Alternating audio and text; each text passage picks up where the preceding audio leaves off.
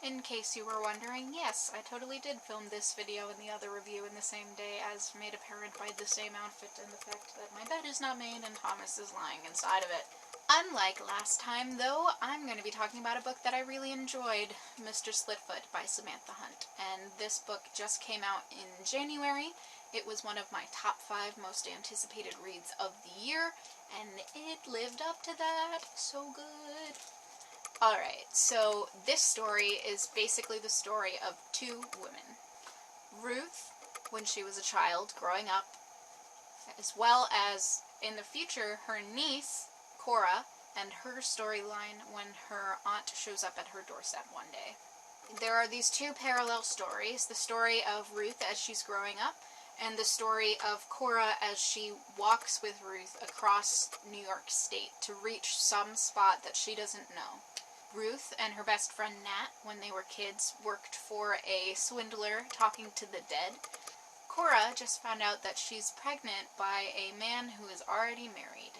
I think the thing that is so great about this book is that it really focuses on the concept of motherhood and what it means to be a good mother.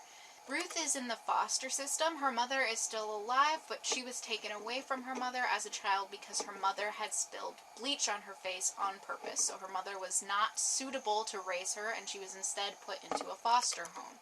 All of the other kids in that foster home, as well as she and her best friend Nat from the foster home, all really focus on what their mother would be, their perfect mother, kind of like in Annie. Cora is Ruth's older sister's child. She grew up in a household with actually Ruth's mother, although her grandmother, Cora's grandmother, then died and was left with her mother.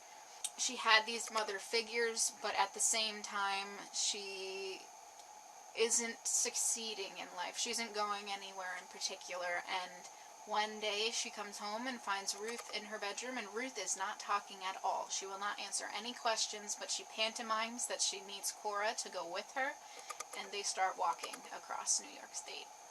Along the way, they meet several other women who have different ideas of what motherhood is. Cora is figuring out whether or not she's going to be a good mother because she wants to keep her child. And the main story is figuring out where they're walking to. But this theme of motherhood and figuring out how you are going to be the person you need to be is really what's going on throughout this story. The writing was beautiful. It kept me engaged. I cared about both plots. A lot of times when books have multiple plots, there's usually one that I care about more than the other, but for this I cared about them both. They were both engaging and interesting. It has magical realism elements. It's a ghost story in a lot of ways.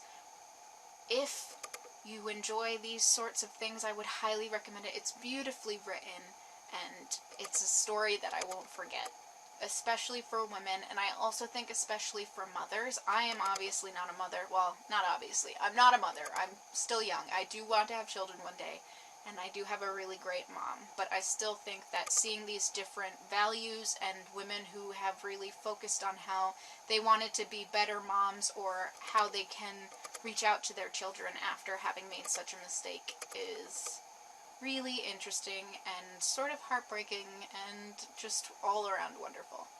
It was a great book, and I hope that you decide to read it. That's all I have for you guys today. I will talk to you again soon. Bye, guys.